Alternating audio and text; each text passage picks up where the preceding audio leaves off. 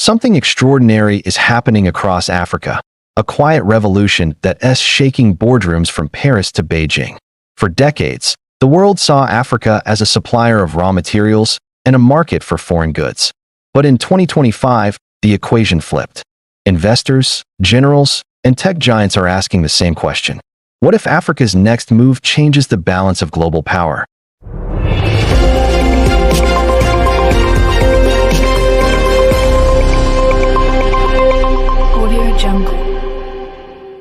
In Lagos, young engineers code payment systems that move billions through mobile phones. In Nairobi, drones deliver medical supplies across remote valleys.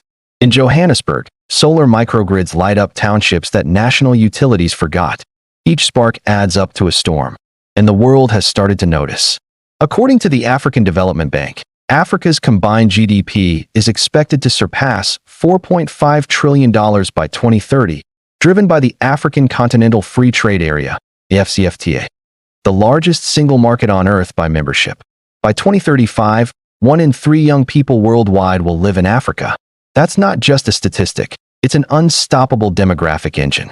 For a world addicted to African cobalt, lithium, and solar potential, this youth wave is both an opportunity and a reason to fear missing out.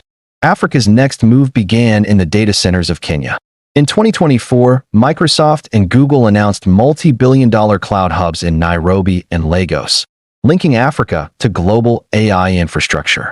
Meanwhile, local firms like Flutterwave and Chipper Cash processed over $20 billion in digital payments, proving African innovation isn't just catching up, it's leading.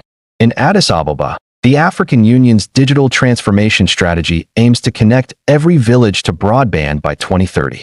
Over 600 million Africans already own smartphones, and mobile money penetration now exceeds that of Europe or the US. Energy tells the same story. Africa hosts 60% of the world's best solar potential, yet uses less than 10% of it.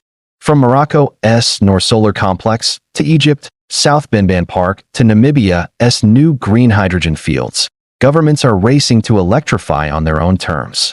When the International Energy Agency warned that the global clean energy transition depends on Africa, investors finally understood. Whoever partners with Africa shapes the next industrial revolution. But progress isn't just technology, it's dignity.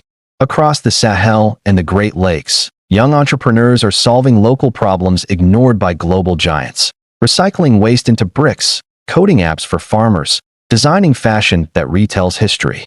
Each startup becomes an act of resistance against dependency. The world once exported aid to Africa. Now Africa exports ideas. Why does the world fear Africa's next move? Because it signals independence, political, technological, and financial.